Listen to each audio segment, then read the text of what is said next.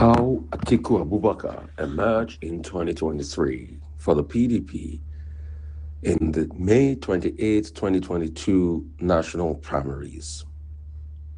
The PDP abandoned its traditional north-south rotation policy, throwing the ticket open to all regions.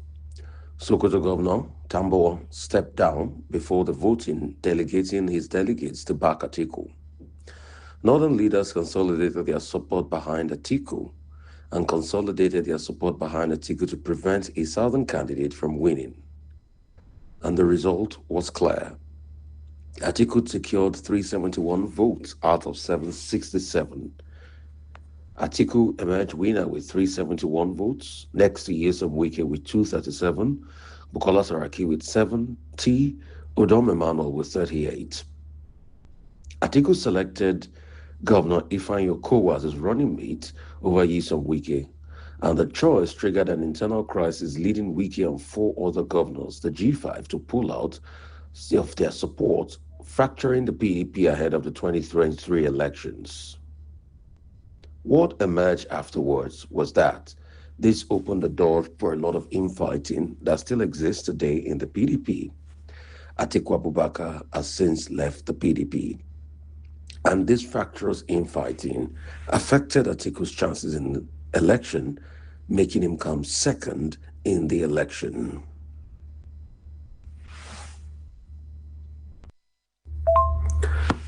There's been fresh debacle about President Tinubu's qualification.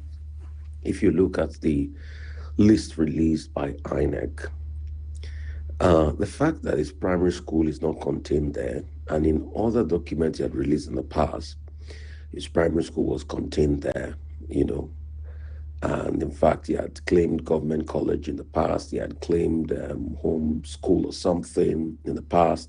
In the past, he had also claimed Deloitte and other companies like that. In the past, he had also claimed, other things that have been removed there. And this time around, it's just only CSU is claiming, has now thrown up a lot of debate and a lot of controversy back and forth. I mean, in fact, the top story on the front page of the Daily Trust has talked about all of this controversy that it has thrown up, and we're looking at it as it pans out because a lot of public affairs analysts are beginning to talk about it. In fact, there's a story here on the top page of Daily Trust says, publication of President Tinubu's documents for 2027 has rekindled public debate over his educational credentials. This is just as INEC has clarified that it does not verify the authenticity of academic certificates. The credentials released on Saturday as listed only his BSc in Business Administration in 1979 with no primary or secondary school. The spaces for primary and secondary school were left blank, and the president attached copies of his BSc and NYSC certificates. Atiku listed his own qualifications as First Living School and WASC in 1961 without naming the schools. He also indicated that he obtained Masters of Arts in Anglia Ruskin, and Obi listed his own primary school, St. Augustine, Christ the King, and all of that. The omission has revived memories of the battle in 2023, that went to CSU. So Daily Trust interviewed a couple of people, obviously, and they're calling for greater transparency. You can't be president without secondary school certificates. Senior Advocate of Nigeria, Mumini Jimo, said that education up to secondary school is one of the most basic foundational qualifications. I'm sure the president is smarter and will not have done that. I believe it must have been an error. If you want to upload someone's qualification, you start from secondary school. He argued that the omission has legal implication. The government is secondary level, not qualification. If the law says secondary school, why is it not there? The constitutional lawyer, Danjuma John, said that it's legally eligible for a president under the current provisions. The candidate must, among other fundamental criteria, have at least school certificate or its equivalent. According to him, Section 318, Section 1 of the Constitution said school certificate or its equivalent, with other credentials. Taye Niede disagreed, insisted that the omission carries no adverse legal consequences. And there's been a lot of talk. We have published candidates' credentials for public scrutiny. That's what INEC is saying. That's another conversation. And ADC and NDC is saying that the president definitely is hiding something. ADC is worried. Now, why is the president refusing to give out secondary school certificates and all of that? Labour Party has dismissed concerns over the omission of President Tinubu's qualification. Ken Asugwa said the electoral law does not make submission of primary and secondary school mandatory and all of that. So these are the conversations that are going on in the public space as regards this, and this has rekindled a lot of those conversations like we've constantly always had in the past. It's amazing what is going on. There's also a case about the government invading a Catholic church and abducting 3. That happened around Enugu. Northern Christian group backs Catholic bishop. Rebukes Boala. That is also on. Whoever is threatening legal action on Infantino's field fever commercialization. That's also another story making around. Igbos were compensated after civil war, says go on. Is that true? Okay. That's going to open up a lot of conversation. Wiki-backed INEC. Wiki-backed PDP INEC publication of candidates confirms readiness for 2027 elections. So some of the stories making the rounds. Paris Saint-Germain sent a 33 million package to bid for Parma Japanese goalkeeper Zeon Suzuki. Defense minister is saying his mother sold Akara and Akamu. Everybody within the APC bandwagon is jumping on the Akara and Akamu thing, to support the position of the president's wife as regards that. So let's see how all of this pan out in the coming conversations and in the coming days. So we're increasingly looking at it. People are now writing responses that a response to what's his name? My brother Timotokwe Ajayi he said the point is raised as was it proper for a cardinal to speak publicly on Arise News? The meeting between presidents was not a sacramental confession that requires utmost secrecy, but a diplomatic negotiation under secrecy. There is no legal or moral principle that prevents either party from commenting. Catholic bishops are not merely private citizens expressing personal opinion, but by virtue of pastoral, they have a responsibility to teach of morals on social issues. Criticism of government is not a denial of progress. One may acknowledge improvement while still include much more remains to be done. Our confidentiality should not become silence. If the public officials may explain their side of a meeting, religious leaders should not automatically be denied the same to do so. The issue here is not whether Cardinal Yeko spoke, but whether what he said was truthful, fair. And I believe that the constitutional democracy, respectful dialogue about religious liberties and civil authority should continue, not behind only closed doors, but across all platforms, these are some of the conversations that are going on in response to Cardinal Onayeko's interview. So these are conversations that are ongoing. So we're going to see how all of this pans out in the coming days. Makinde Fayemi Oyinlola visits Obasanjo in Abeokuta to discuss 2027 elections. Makinde is running. He's been listed as a presidential candidate for the APM. Let's see how much inroads he's going to be able to make. Oyeka Chinwabon is saying that Tinubu will win the 5 instance seats. Hear him speak on one of the podcasts. That reflects the mood of the ordinary Igbo man or the man in the South. That statement reflects the position of ordinary Igbo man and all residents of Southeast Nigeria. And I can tell you why. That the Igbo men, the Igbo people are for Bola Tinubu. Of course. And he will have our vote. Tinubu is going to win in the 5 states of Southeast of Nigeria. And I'll give you reasons. Okay, go ahead. 1, from Onitsha to Enugu, before now, I said it here, will take you 3 to 4 hours. But sure, we can do Onitsha to Enugu in less than 1 hour. Because of the fact that Tinubu has done the road. Not only that he has done the road, he has done it in a way that that road will last for 100 years. Now from Enugu to Aba, before now, Shehu, will take you 3 hours because of the ugly nature of the road. But as I speak to you, Shehu, you can do Enugu to Aba in 1 hour. From Aba to Port Harcourt before now, Shehu, will take you 3 to 4 hours. But as I speak to you, you can do from Enugu to Port Harcourt in less than 3 hours. One carriageway is done and dusted on concrete pavement. Not only that, from Enugu to Ebonyi, particularly Emene Junction, during festive period, will take you 3 to 4 hours as a result of traffic jam at that Emene market.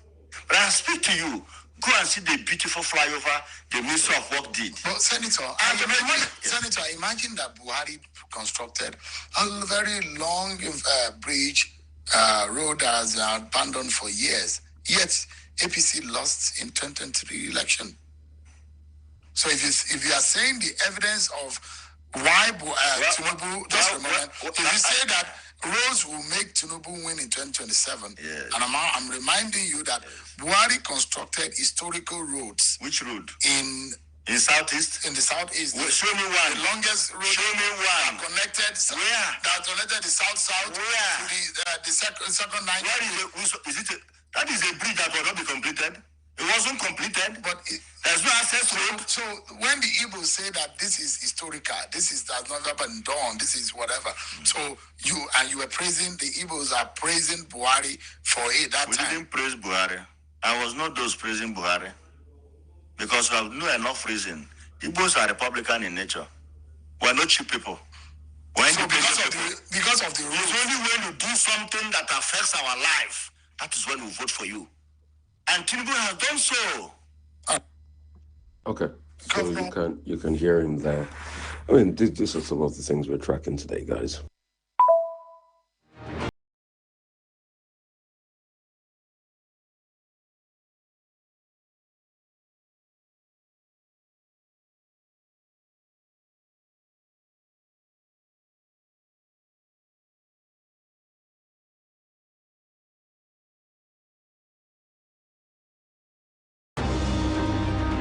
Okay, Rufai. I like the soundbite, the last one that we heard. So. Oh yeah, you can see why Boy denying the fact that Buhari didn't even do one of the biggest projects that has eluded the Southeast for over 40 years. That's the second Niger Bridge. He said there's no path in that road. The second Niger Bridge that everybody was admonishing people said there's no road. No, I have gone through the second Niger Bridge. It leads into Obosi. All right, you take it into Obosi. I've passed many times.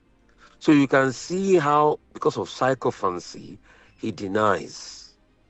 And you see, that's why a lot of people can't sit in an interview with me. They know. They know. Me, I will give you pound for pound. They know. They know. He knows. Whereby, there are many times I've interviewed him that I've told him the truth and he accepts. He knows the kind of people he does these things with. He's my very good friend and brother. Well, I'm not going to deny that fact. But what I will not take is psychophancy.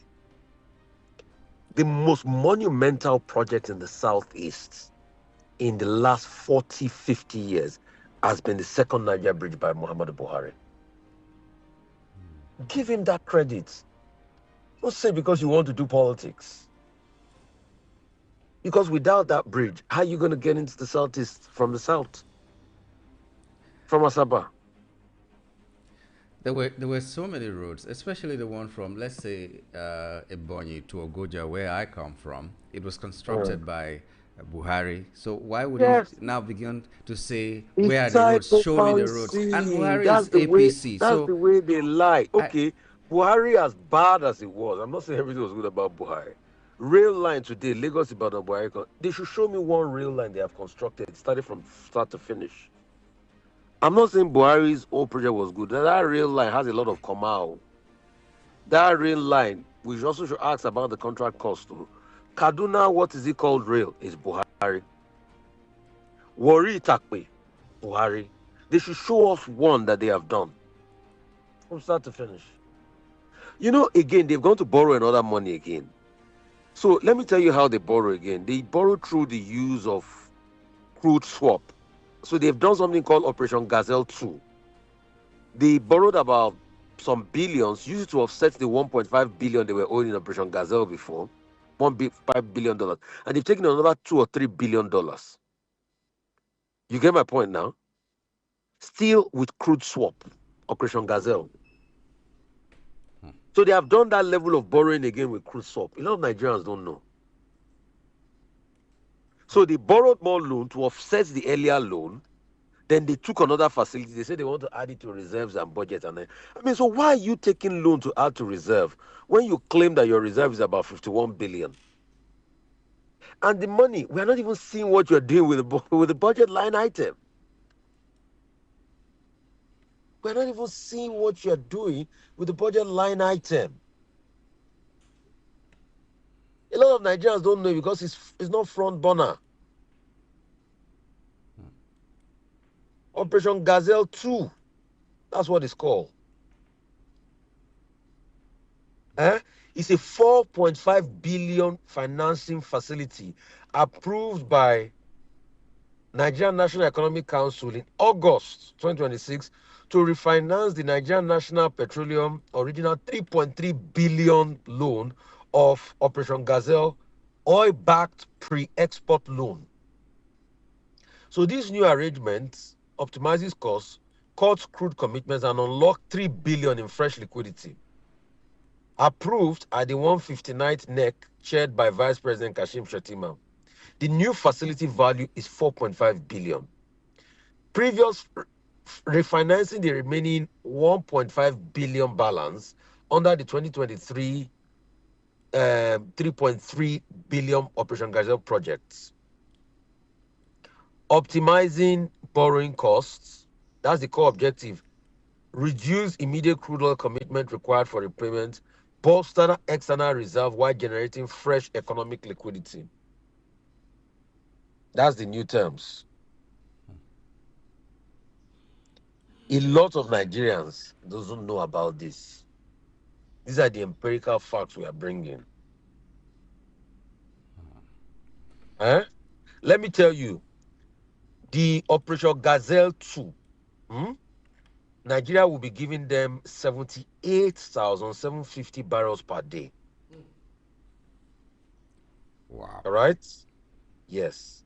78,750 barrels per day. The objective of this is to clear debts and give them 3 billion fresh liquidity. So with Operation Gazelle alone, the first Operation Gazelle was taken in 2023. They said they were using it to defend the Naira and everything. The Naira still slumped. So, and the FX markets. So, between the two Operation Gazelle, between 2023 and 2026, cumulatively 4.5 plus 3.3 billion. That's $7.8 billion have been taken under Operation Gazelle. This is crude swaps. That's why you see NNPC will never see crude available for the likes of Dangote. Despite the fact that they are launching new blades like Carlton and Opata and the likes. So every day for this new loan, we'll be giving 78,750 barrels a day of our crude to pay this loan. This thing I'm telling you is another new loan. Wow. So they have taken another $4.5 billion loan again.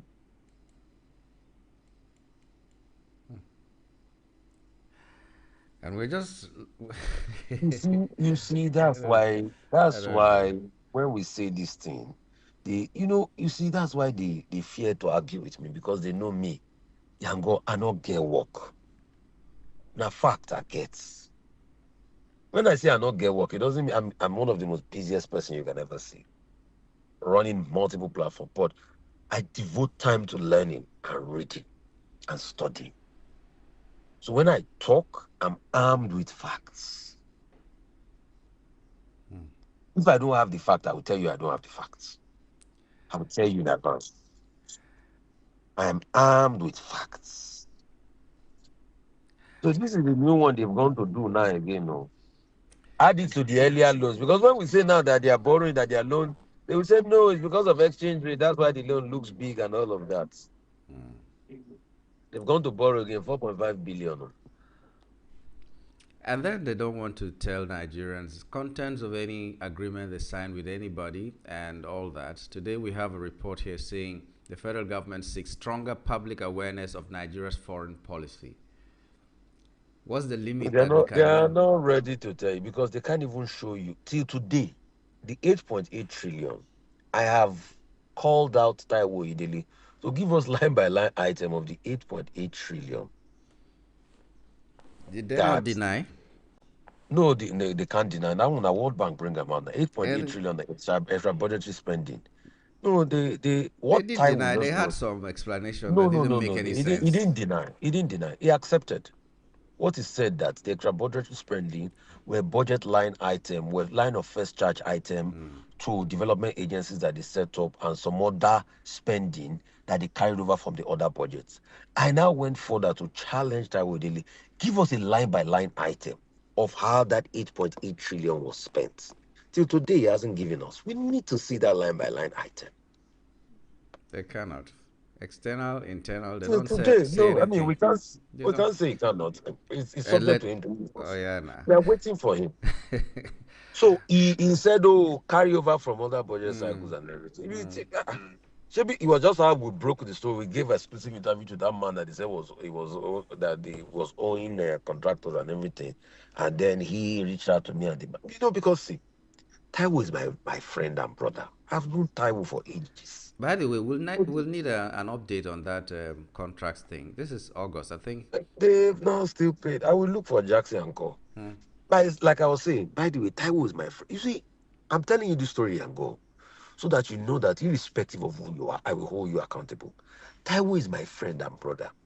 I know Taiwo through another friend and brother of mine, Dr. Andrew Nevin of PwC. They were both partners in PwC. And by that, me and Andrew Nevin, we wrote a book together. And his wife, Andrew Nevin is a Canadian, was chief economist PwC. We wrote a book together. So I have always known Taiwo is part of my circle. In fact, even Andrew Nevin is close to Cardozo, the current CBN governor. Through that, me and Cardozo and we've gone out to dinner many times. We know each other, but it doesn't stop me from holding them accountable. These are people that I can call within my circle. So what I'm giving you here is full public disclosure. But it doesn't stop me from holding them accountable, because this job is the job of the people. This is the greatest office on the land. It's even more important than the office of the president. It's called the office of the people. It's more important. So if I wanted to do the normal Nigerian thing, I'm supposed to be happy that my friends are in government now. Most of the people in this government are my friends. But I'm very critical, because when it comes to fighting for the people come first. If I want to do your normal Nigerian sawale, most of the people in this government are my friends. And not people I'm just naming because they're in government. I have known them before they got into government. I've just told you the relationship I have with the current Minister of Finance. I've just told you the relationship I have with him. I've just told you the relationship I have with the current CBN governor. The former Minister of Finance, the same relationship too. I serve on a charity where he sits on our board. I mean, no, he doesn't sit on our board. A friend of his, the Emir of Kano, Sanusi Lamido, sits on our board. And through Sanusi Lamido, I met, what's it called? Wale Edo. We've had lunch together, we've had the drag together. But I still held him accountable. So it's never personal for me. It's about country first and integrity. It's never personal. So for all of those that run their mouths and they say they support APC, you can never be closer to these people than I am closer to them, even before they enter power. I am in their circle. You can never be closer to them. But for me, it is the integrity for the people that we demand. Okay, so So it's never a personal thing. I know. I And hope. why I'm holding them accountable is because they are in government. The day they leave government, it's stop people. Who mentions Wale Edu today again? He's left. So as long as anybody there, that will hold them accountable. So it's never personal. So when you say, oh, because I've heard people say Rufai hates them and everything, how can I hate people that have been within my circle? If you say I hate Taiwo, how can I hate Taiwo that I had known? We used to bring to television to come and talk before he joined this government. We talk on the phone before he joined the government. I have his number. If he still needs to clarify something, when he clarified the position of the government, didn't I bring it back on air here and talk about it? So how can I hate people that have been within my circle? It's never it's just integrity of the job. That's just it. We hope that one day every Nigerian will see that the greatest project is the Nigerian project, not That's individual just projects. it, my brother. Okay, look at another case. See, let me read a case to you. And that's why I set up resolver.org. Somebody said Amolaolu Oyebade retired from Ministry of Defense. I'm on grade level 14, step 11 bar, retired last March 5th. My PFA, Premium Pension Limited, how can they be paying me 25% for my retirement contribution, total payment of 4.5 million, only from 15.6 million? Our Nigerian Labour Congress can't save us after 35 years in federal civil service. At 57 years means that I can't manage my entitlement with 3 graduates. Attach our documents, sir. I'm not in a good mood. I have since forwarded this to the Minister of Defense. These are some of the things I get. These are the way I fight for people. I forwarded this to me. Let's look into it. There are many things that if I can forward, I forward to them. If I need more contribution to it, I bring it on air. In fact, Yango, I solve more problems off the air than on the air. There is one matter I intervened that you see has gone public yesterday. The governor of Kaduna first promised Reverend Archie's wife a house. The house was not forthcoming. She came to me. I reached out to the governor and said, Your Excellency, please, we need to help. Do you know my connection with Reverend Archie? My colleague, Azubike Osumili, when I worked at Nation FM, is Reverend Archie was his uncle. So I took up that case. Yesterday, they've given her the house. That's nice. These are many things I do for people. Some I remember to tell you, some I don't even remember to tell you.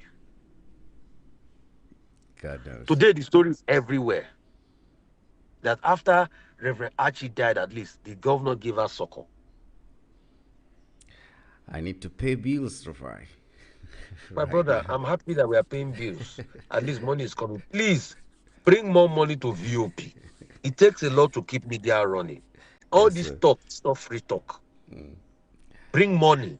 Bring money, support us. When we can pay our bills. Go ahead, pay the bills. More important than my dirty mouth as I'm talking. In fact, let me slap my mouth 3 times. Pa, pa, pa, pa, pa. Thank, Yango, our thank, next project, that debate for secondary school kid, we need to start it on VOP. yeah, we'll, And we need to get sponsors for it so yes, we can sir. help these kids. All right. Thank Let me you. shut up my mouth at Thank, this point, Yango. Yeah. thank you very much. Have a nice day.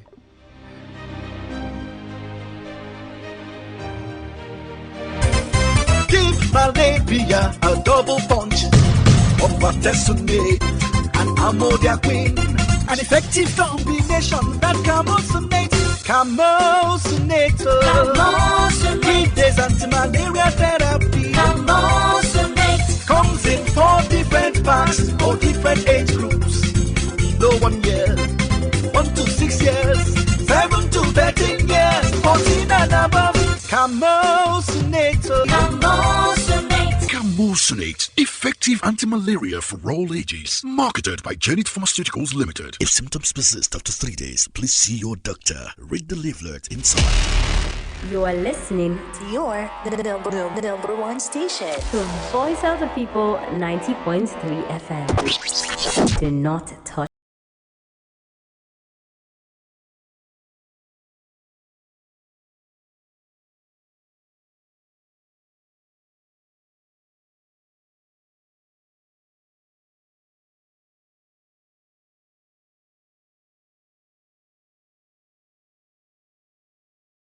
there and listening to us. It's still the voice of the people. Front page review this morning. We just listened to Rufai. We're just talking about the issues. And we also are graciously joined by Prince Chilaka here in the house. Good morning and welcome to the show, Prince Chilaka. Morning, Yamgo. How are you? Fine. It's a wonderful day. Funny day. It's wonderful, especially when Rufai was telling us how much we've borrowed again, how we keep borrowing, and Nigerians keep suffering and the government keeps borrowing, and nobody's ready to do anything. No, people are ready to do everything. That is their only project is to return the president to power. Oh yeah. They're doing a lot. I listened to the interview of Weboy. and I was just I was confused. The confusion is as a result of the fact that I'm asking Weboy, please, where are these roads? These beautifully built roads, express roads, highways, that is linking the entire southeast, and I'm looking for them. I think they're mostly on social media.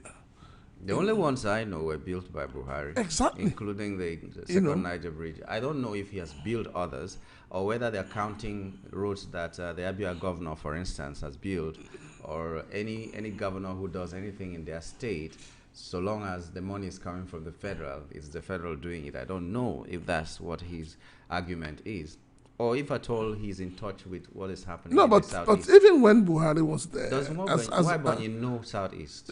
Well, he claims he knows Southeast from using the mic and using speakers. He knows Southeast. And unfortunately, he's also one of those who believe he speaks for the South. Suddenly, everybody now speaks for the Southeast. It said the president will win in 1 hour. In 30 seconds he will win. We don't have a problem with that. We just tell us the truth. Forget all this propaganda. Anyway, federal government rallies input, public input on state police as reports say death toll hits 5,091 in the second quarter. Okay, also connected to that is the presidency sets September 3 deadline for state police bill. And then Tinubu yet to reveal contents of national policing bill. That's according to Mogalu. I'm finding it hard to reconcile all this. So what was being passed in the National Assembly as fast as the national anthem was being passed, it is now that they're rallying public input into that state police bill, whose contents we do not know till now. But the thing is, you passed the bill hurriedly. And then after passing it, you're not coming back to the people. See, Yango, let's be very honest with ourselves. I don't know why the government is rushing to get this state police off the ground. State police is the least of the problem of Nigeria today. No matter how you look at it, you have the Nigerian military, putting their lives on the line out there trying to curb the menace of bandits and terrorists, and you think it is policemen. We're not even talking about the trained one, we're talking about the ones you're about to recruit. And you're going to spend 6 months or 9 months training them, as a case 6 months? I'm sure it's going to be like 3 months or 4 months. And then you think these are the ones who would go out there to curb the menace of these bandits? We're just going to end up leaving arms in the hands of people who shouldn't be having arms in the first place. Now, I'm asking myself, after the kidnap of your children, Governor Sheyi Makinde has bought about 3 drones or so. And I just asked myself, so this is possible. And if he could buy 3 drones to police his state, to secure his state, what is happening? Why has the entire nation not thought about this? Why are other governors not thinking about this? And I'm just asking myself aloud. I don't know. If this is possible, why hasn't it been done before now? Anyway, since we have Prince Chilaka in the house, I can confidently open the lines at this point so that you can call us or send messages to us, 0700 903 903 903. That's the number to call. Another number is 080 3692 9933. 080 3692 We also have 081 7175 6338. 081 7175 6338. What are the concerns that you have today that we have seen on the headlines? For instance, we have 2027 Tinubu Atiku weigh ex-governors for campaign DG roles. Okay, campaign has started. Storm over fake agency probe as reps prepare final report. Let's see what that report will be. Labour gives federal government August 11 ultimatum over wage award. And a little peek into that story.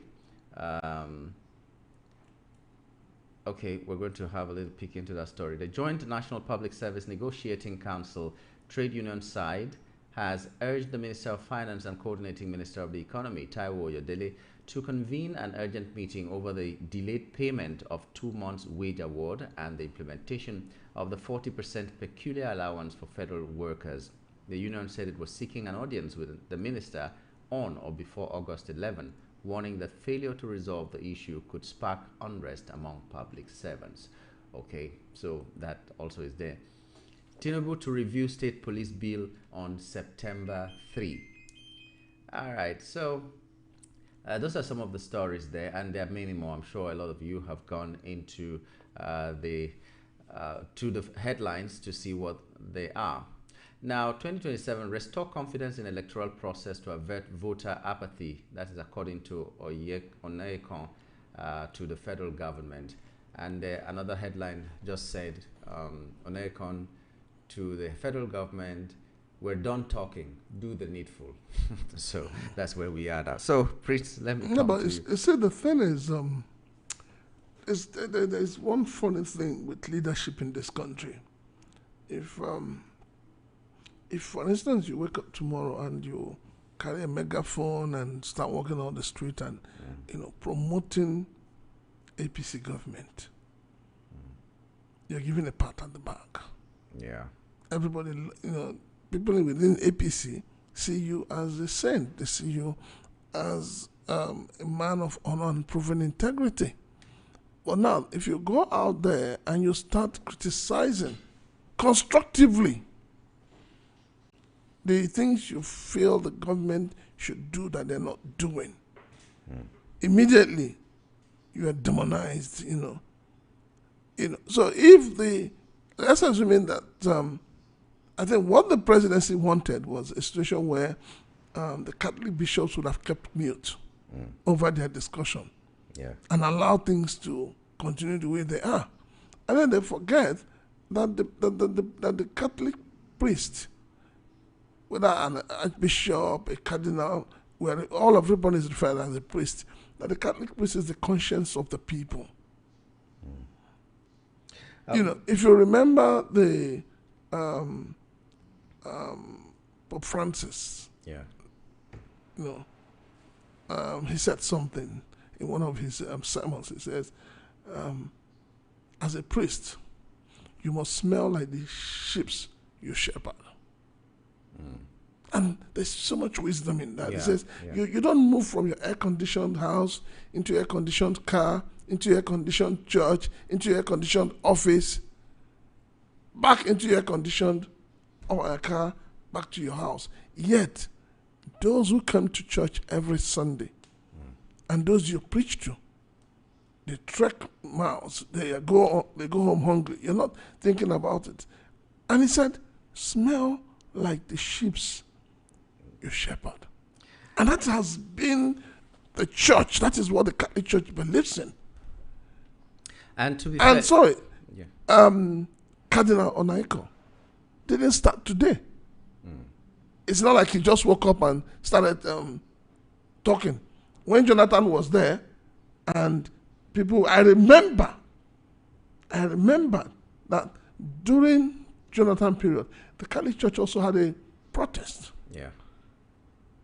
And I also remember that this same cardinal spoke truth to power.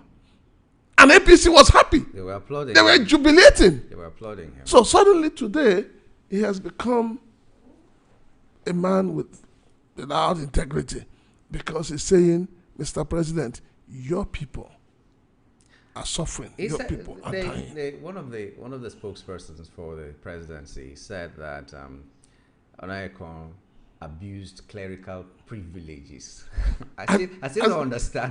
Well, honestly, I saw that and I was like, Onayekon is 57 years as a priest. 57 years. He's a cardinal.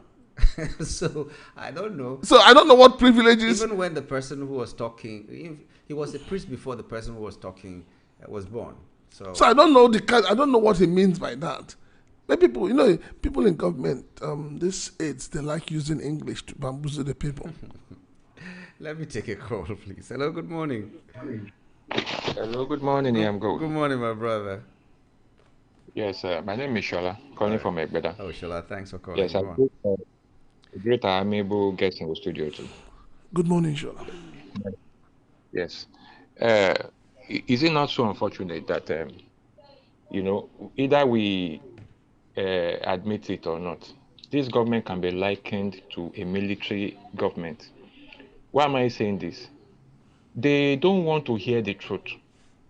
They want to gag the people, or they want to force their own reality on the people. It has become a norm that the people in government surrounding this particular president are sycophants. There are people that they are all about their own self-interest. So they have to tell the president what he wants to hear. And like we know in the days of old in the Bible, the prophets are the ones that go to the king. Look at Prophet Nathan. He was the one that went to David and told him the offense he committed. Look at Herod. He was being confronted by, what's his name? John the Baptist. Many of those prophets, they go out to confront the king, to tell them not just for confrontation, but to let them know the truth. And it behoves on a leader, to have a pulse of the people. Look at Fashola when he was a governor in Lagos. That man disguises, he goes about on the streets in the night, in the evenings. These are the good qualities of a leader. Not trying to impose your own reality on Nigerians. It's so unfortunate. Very, very unfortunate.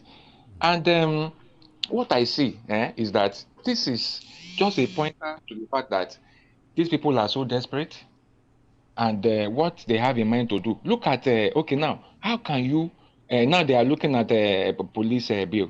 What, if you notice something, a trend about this government, whatever they want, they get it done, and it's for a purpose. You understand? Okay, now, what, if you notice, the national anthem that was changed, no plebiscite, no form of referendum, it was a test running.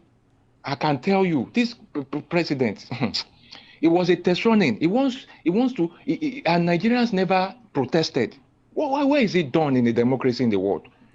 We have a pobia in our hands. I can assure you, we have a pobia in our hands. And this state police they are test running to is for a purpose. I can tell you that those that will be recruited, it's likely that they are going to be given conditions. And it is a plan B. If it cannot work for rigging, they are trying to gather people to vote for them. It seems some people don't understand. Let me leave it at that. But I know the gimmicks and the craftiness of this government. Thank you very much for giving me audience. Thank you very much. Okay. He just talked about prophets who were going to warn the kings and all that. Just one of my favorite passages in the Bible is a story about Hezekiah. Hezekiah was the son of Ahaz and the 13th king of Judah. And he is described as the best attested figure in biblical history. Okay, so, and then what was his sin? His sin was the sin of pride. His sin was the sin of pride. And then when the prophet went to him and said that, prepare yourself, you're going to die, Hezekiah went on his knees and prayed to God and said, remember all the good things I have done before now. So I'm asking the leaders of today, can they do the same? Can they do the same? And the unfortunate part is that you will not have a prophet come to you and say you're going to die tomorrow.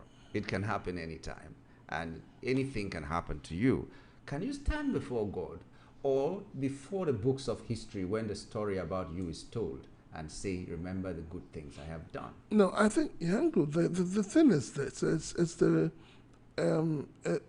fact that over time, we've had a lot of religious leaders who have become politicians, politicians in cassocks, And most of them have been, men of God who say, or the visions they see, or the prophecies they give, is in support of what the government is doing. So the government is finding it. There are hardly any prophecies nowadays. It's just how well you can search the internet. So I see someone who is going to win this election. So the thing is, I think the right now the government is finding it difficult to understand that there are people who, no matter what you offer them, or what you give to them, or what you say to them, they still would want to say their mind, irrespective of who is in charge. So that's the problem. Now, assuming Yango, let me ask you this question. Assuming the bishops, after their meeting with the president, came and said, "Oh, the president is wonderful. He's doing a lot. He's not sleeping. He has given instructions to the military. Even most times he wears military uniform to sleep, just to ensure that bandits and everything is taken care of." Do you think they would come out to attack them like this? I think if they had just kept quiet, even the places they commended the president would have been amplified. For instance, Nel Fund. So after that, now the argument is that they grudgingly acknowledge the fact that there was Nel Fund. Even that Nel Fund. No, but I keep asking the question, and I put this question to everyone who is lending their voice towards Nel Fund. How many of our leaders, the core political leaders we have today, most of them within the age range of Mr. President, how many of them went to school on loan? Including your Senate president. Most of them went to school free, riding on the back of Nigeria. But it would have been nice if the Nel Fund could get to everybody seamlessly. I mean, I have. Let me tell you, people in school. Let me see, Yango. Let me tell you. We didn't even need. We say if the government was thinking out of the box, all they needed to do is, with the funds of Nile Fund, push it into the schools, so that it will take care of accommodation, it will take care of books, it will take care of school fees. Do you know how much parents pay today for their children to sit for WAEC? They're even trying to... And they're trying to increase it. You know how much parents pay for their children to take JAMB? But I'm curious, because this morning I saw Rilwan, one of the respected economists in this country, saying that without Nel Fund... Okay, not Rilwan, sorry. Jimovia, saying that without Nel Fund, a lot of people wouldn't have been in the university. And you see, when you see people like that speak, you ask yourself, where are we headed? Is this what we're supposed to be saying in the 21st century? That Nigerians cannot go to school because government has refused to fund I found education. That very I don't know. It's like me, a farmer. I have a very big yam barn, and then you come and take entire barn from me, and you're giving me half a yam every day to eat, and you tell me that without that my half a yam I wouldn't be able to eat. It's insulting. It's anyway. Let me take some messages before we continue. Good morning, Yambul. I have great hope, and I'm optimistic that our votes will count in 2027 presidential election. With the handwriting on the wall and with the interest of the masses to get it right this time, election rigging will completely be a mirage. I therefore urge all Nigerians to ensure that your PVCs are ready and available for use as weapons for mass destruction come 2027. A better Nigeria is possible, and it is in our hands. Have a blessed day. From His Royal Highness B.C. Nwoko in Oshodi. And this one says, I keep saying that Nigerians are the major problem of the country. If not, why should some Nigerians join the president and the sycophants surrounding him to condemn the bitter truth said by the Catholic bishops led by Cardinal Onyekan? To me, it's glaring that the present administration is intentionally making life unbearable for the citizens. If President Tinubu is not willing and ready to admit the truth, he should resign, just like the other. He told former President Jonathan, I will advise him to leave the messenger and address the message. The president should caution his spokesperson from attacking either clergy or individuals that are speaking truth to power. Finally, permit me to add this. There's no power supply in Ashikba transformer in the Jagamo community for the past 3 days. IKD EDC, Jagum Business Unit, should please do the needful. Olorun Agbawa, God bless Nigeria. Temitope Onotoye from the Jagamo community sent this in. This one is coming all the way from USA, and it reads, frequent salary increases without increased productivity only fuel inflation. Higher salaries often lead to higher food prices, transport fares, house rent, school fees, electricity bills, and the cost of goods and services. That's a vicious circle. As a result, workers' purchasing power remains unchanged or even declines. Labor unions should not only demand higher wages, but also work with all tiers of government by offering practical solutions that promote agriculture, industrialization, job creation, affordable housing, stable electricity, improved security, and lower inflation. The best wage increase is a lower cost of living, a stronger economy, and a stable naira. I cannot agree with you any less. Regards, Dr. K from USA. It's the absolute truth, I think. Yeah, because the moment you increase salary, the woman selling on your street already know they're earning 100,000 a month. So whether there is problem or not, prices of food items will go up. And then, when we keep talking about increase in everything, but until we address the issue of insecurity, so that farmers, people from Benue State, the food basket of the nation, until people from there can go back to their farms, until farmers return to the farms, there is no amount of increment you would make that will make sense. Okay, just to put what Dr. K said into perspective, when the minimum wage was 18,000, a paltry 18,000, fuel was about 89 naira. So if you want to buy fuel out of the 18,000, you'll buy 202.24 liters of fuel. 202 liters of fuel. Okay, so just imagine 70,000 naira now that people are talking about. Even if they say it's 150,000 as minimum wage, you cannot buy 202 liters of fuel at all. Even if you get the 200,000 as minimum wage, you cannot buy this amount. Do you know of fuel. that figure you just reeled out now? If you buy fuel in our present day Nigeria, it's about 251 million. Yes. 251 million. For you to buy 200,000 and 202,000. Yes. Well, okay, so this is still Voice of the People, 90.3 FM, and let's just pay a little bit of bills and then return to take your calls and read your messages.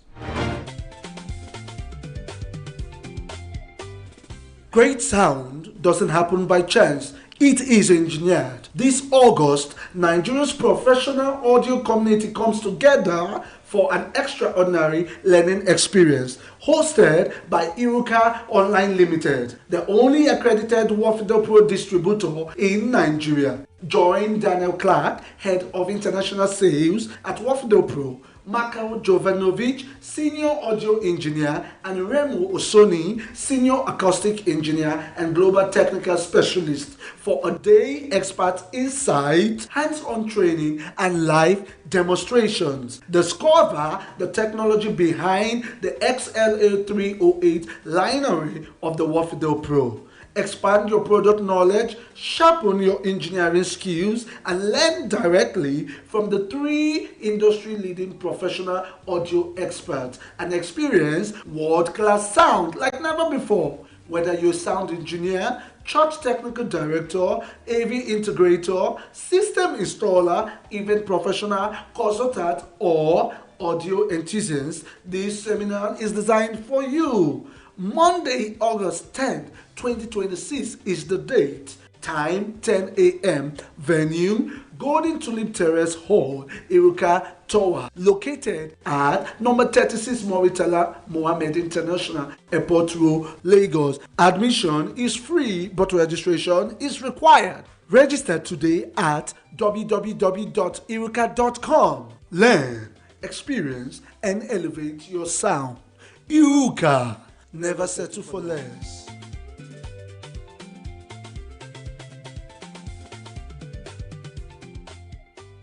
Great sound. Voice of the people. Find your brand. Find your way. Give malaria a double punch of Artesunate and Amodia Queen. An effective combination that Camosunate. It is anti-malaria therapy. Comes in 4 different packs or different age groups. No 1 year, 1 to 6 years, 7 to 13 years, 14 and above. Camosunate, effective anti-malaria for all ages. Marketed by Janet Pharmaceuticals Limited. If symptoms persist after 3 days, please see your doctor.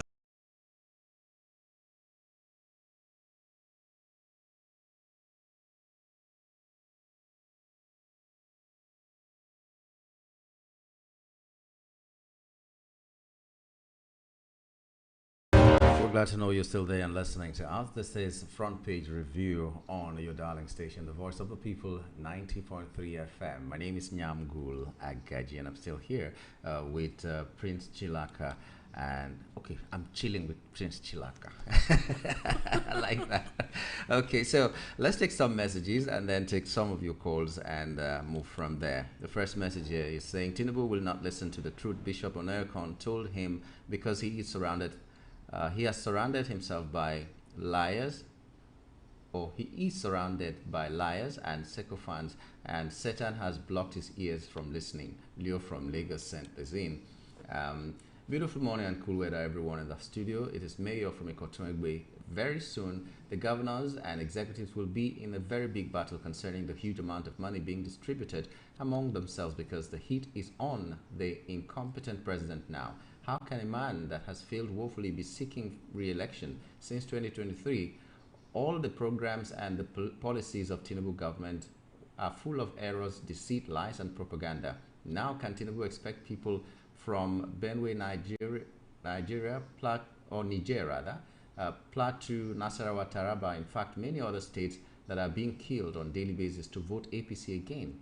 Even though they are under spell, oh God, arise and trouble those that are troubling Nigerians. This one says, human beings and animals by nature teach their children certain trends, habits, and tendencies for life to go on. It is worrisome when negative and destructive habits are passed on to the younger generations. When our leaders tell us all is fair in politics and that we need to fight, grab, and run with results and outcomes, that is, to me, a direct invitation to anarchy. Mr. President and APC must eschew violence in our elections and desist from teaching their followers negative policies so that our democracy will survive. A word is enough for the wise. Osimweje from Shasha. And Stevie Kelu from Maryland is saying, thank God for a cleric like Cardinal Noikon who speaks truth to power. And instead of tackling their ineptitude, government of the day is busy on backlash. What a government. Adeyemi must be given a fair hearing on the fake agency saga. There's no way only him could have masterminded and carried out operations alone. Stevie Kelu is from Maryland. And one thing we're forgetting is that what Onayekon said is an echo of what the meeting, what the outcome of the meeting was between the president and the Catholic Bishops' Conference of Nigeria. So he just echoed those things, telling the president what the people were feeling. And the president said, no, that is not true. My government is doing excellently well, and I am not listening to you. So that's what it is. And I'm also going to point out at this point that there are so many other clerics also lending their voice and speaking out about this. Not only the Catholic bishops, there are some pastors that are also saying this, and they are firing from the pulpit here and there. Some are concentrating only on the fact that there was a bill that preaching in motors vehicles will not be. It's no longer. It's punishable. So speaking out against it, but at least a lot of people are speaking out against. Yango, I think the difference is clear. The difference is the fact that the ones speaking from the pulpit are sending a message. Yeah. But the Catholic bishops had a meeting. So the annoyance of the president is that, the things we didn't agree, or the things I didn't welcome in the meeting, or the things I didn't see as something we should talk about, you are now talking about it. And then you forget that without the people, there is no church. True. And the greatest annoyance of Nigerians is that the people who were occupying Nigeria are not speaking out. These are the people who said that they were fighting for Nigeria to be better. But where are they? So they're not talking. And in fact, some of them are talking for the president, for the government. No. Right now, we don't even have anybody. Maybe they're seeing what we're not seeing. Exactly. Yeah. And right now, we don't have anybody occupying anywhere.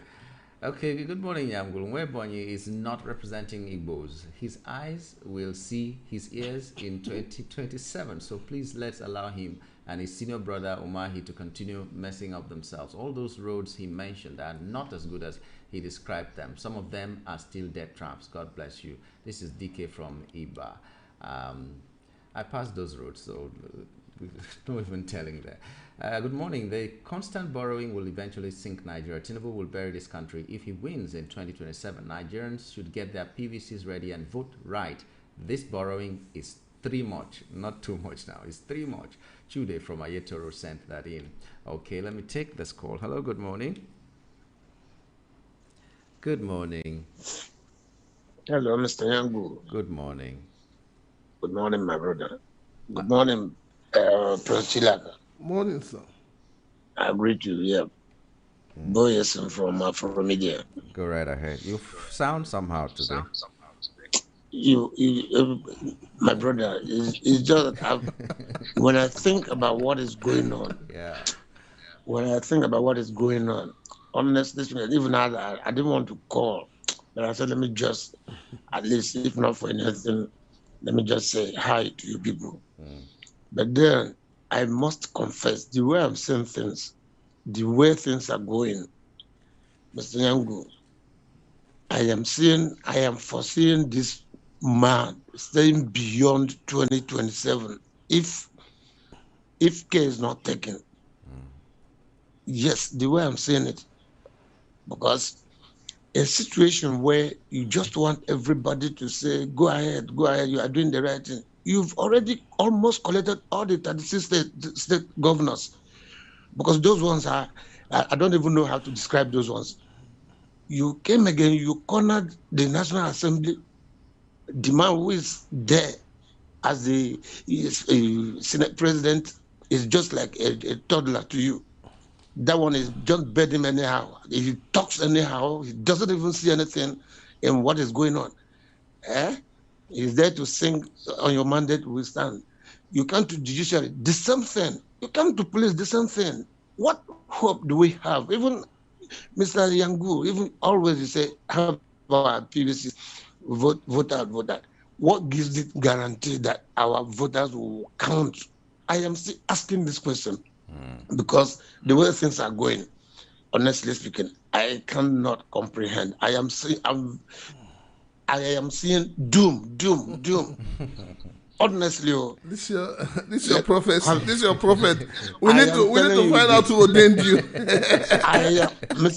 Prince Tilak, I'm saying this honestly.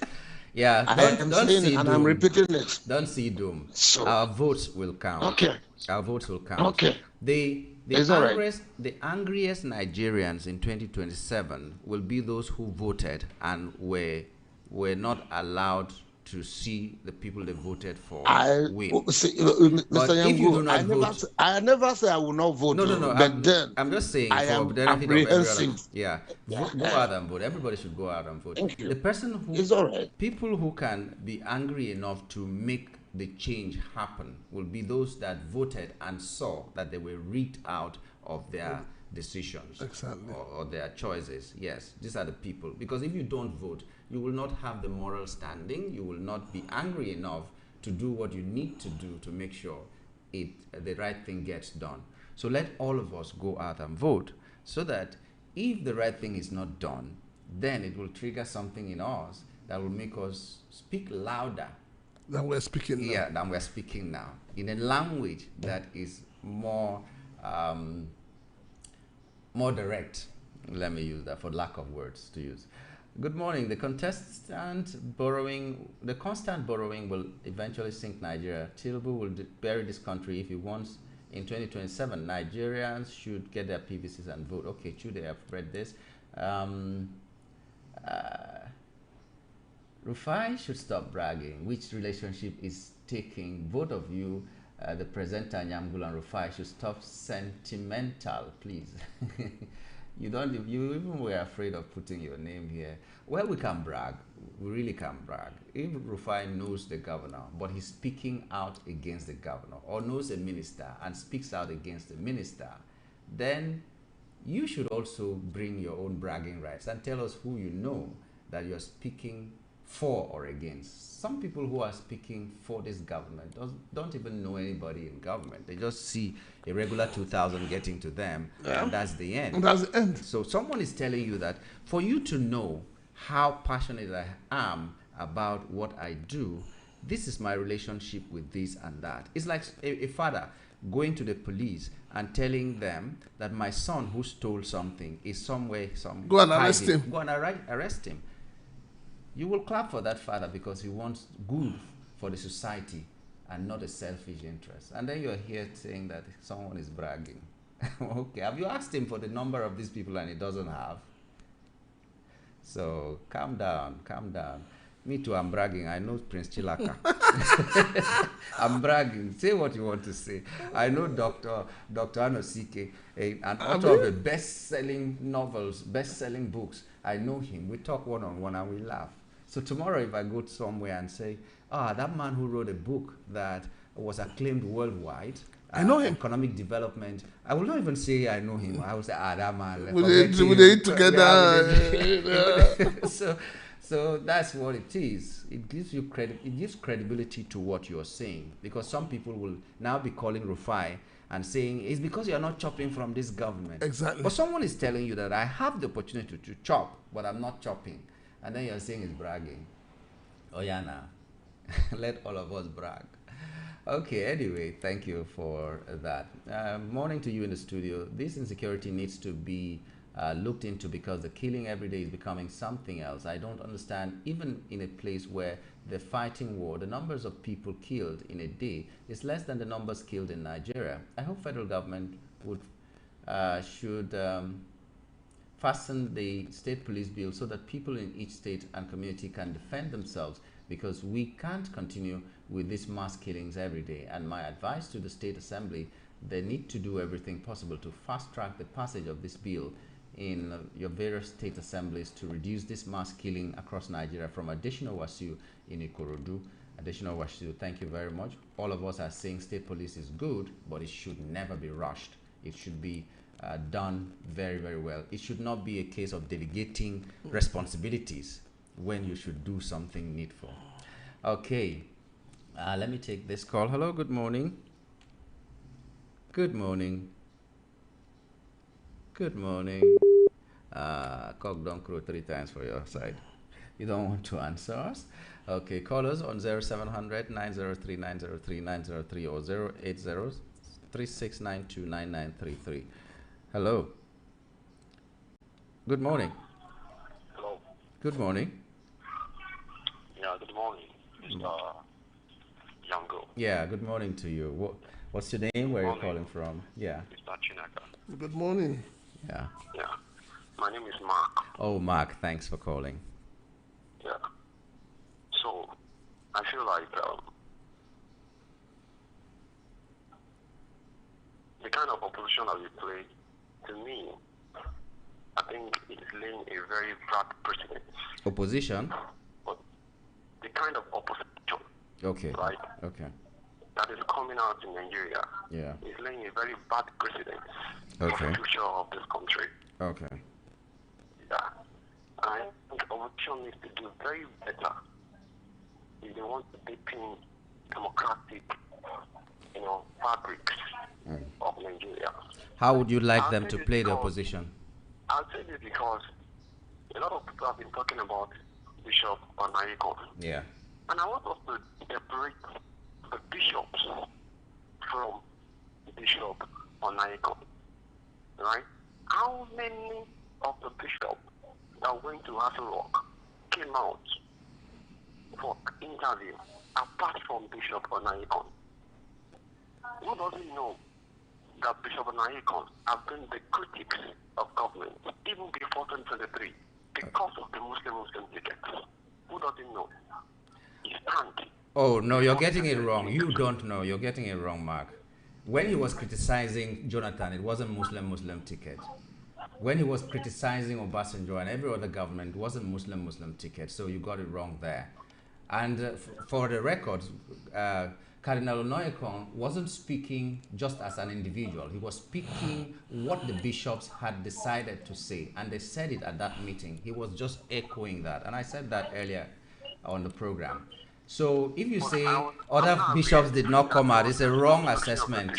It's wrong. It's not a personal thing. Go on. I'm not aware that Cardinal Onoyekon is the spokesperson of the bishop. I'm not aware. After the meeting, immediately after the meeting, oh, really? he went on Arise TV. Yeah. And we know that Arise TV is a mouthpiece of opposition. He went there. Mouthpiece of what? Mouthpiece of? Mouthpiece of what?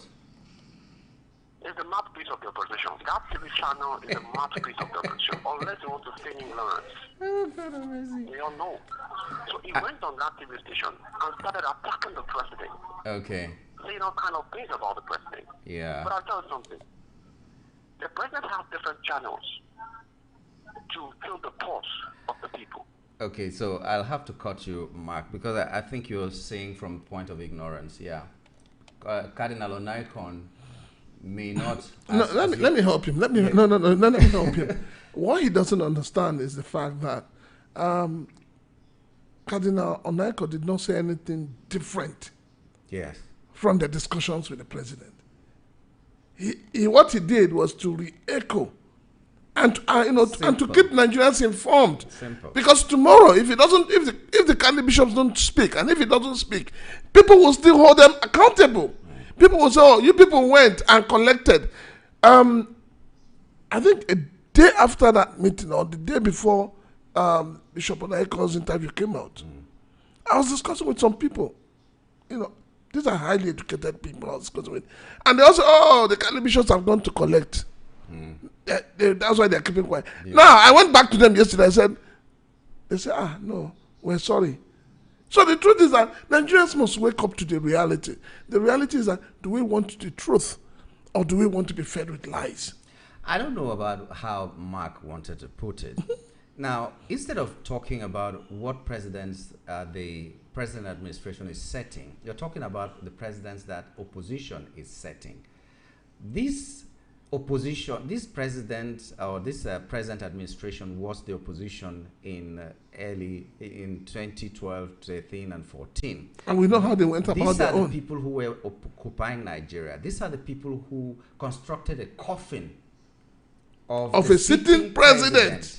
And they got away with it. These are the people who were going to the same Arise TV that you're talking about being a television house for the opposition today. So I don't know what you're saying. You're comfortable with the fact that your president that is sitting, your president can be anybody that did not even go to school. You're comfortable to know that you can have a criminal record, and so long as your political party has passed you, nobody can take you to court. You're comfortable with all the electoral provisions. You're comfortable with that one presidential candidate gave his educational qualification and removed primary and secondary school. And you're comfortable with this. You're comfortable with all the laws that have been done in this country. The economic policies, you're comfortable with them. The security situation where people are dying everywhere. Someone just raised the point that even in places they are fighting the war. Go to Russia and Ukraine now. If they were losing people, we are losing, like we're losing in Nigeria, it would have. The war would have ended. It would have ended. And then you're telling the whole world that it is the opposition that is setting a bad precedence for the future. Come on. May they calm down. Not be everything. No, it be fighting. Not be everything. But just get your facts straight. The opposition, the people of Nigeria are quarreling with the opposition because they are thinking the opposition is not as aggressive as they should be. No, but I'm really shocked that suddenly Arise TV has become television for the opposition. It's interesting. Oh my God! It's interesting. I'm sure very soon VOP will become the media house for the opposition as well. Oh, you are just hearing that today. They have been saying it because if it becomes a point where, or it gets to a point where we'll be praising this administration, maybe we would have progressed more than this. Yeah, maybe. But progress is defined by how much at ease your conscience is over the things you get. So if we are listened to by 100 people and everything we're saying, our consciences are free, then we don't have a problem with the rest of the millions that are not listening to us. So set your conscience, and we will pray this prayer again because our time is up. May you get 100-fold whatever you enable in public office. Whether you're the occupier of the public office or the person encouraging it, may you get 100-fold of the things you enable in public office. Amen to that. Amen. If you cannot say amen, then go back and kneel down and talk to your God. This is how it's been. I'd like to thank you, Prince Chilaka, for chilling with me. Yeah, we should go and do coffee after this. Yeah. And then also for you listening to us, thank you so much for your time. My name is Nyamgul Agaji. I'll return at 10:30 for the brunch. Stay with us. You are listening to your the number one station. The Voice of the People 90.3 FM. Do not touch that dial. Great sound doesn't happen by chance. It is engineered. This August, Nigeria's professional audio community comes together for an extraordinary learning experience hosted by Iruka Online Limited, the only accredited Wafido Pro distributor in Nigeria. Join Daniel Clark, Head of International Sales at Wafido Pro, Makao Jovanovic, Senior Audio Engineer, and Remo Osoni, Senior Acoustic Engineer and Global Technical Specialist, for a day expert insight, hands-on training, and live demonstrations. Discover the technology behind the XLA 308 line array of the Wafido Pro. Expand your product knowledge, sharpen your engineering skills, and learn directly from the 3 industry-leading professional audio experts and experience world-class sound like never before. Whether you're a sound engineer, church technical director, AV integrator, system installer, event professional, consultant, or audio enthusiast, this seminar is designed for you. Monday, August 10th, 2026 is the date. Time 10 a.m. Venue Golden Tulip Terrace Hall, Iruka Tower, located at number 36 Moritala Mohammed International Airport Road, Lagos. Admission is free, but registration is required. Register today at www.iruka.com. Learn, experience, and elevate your sound. Iruka, never settle for less.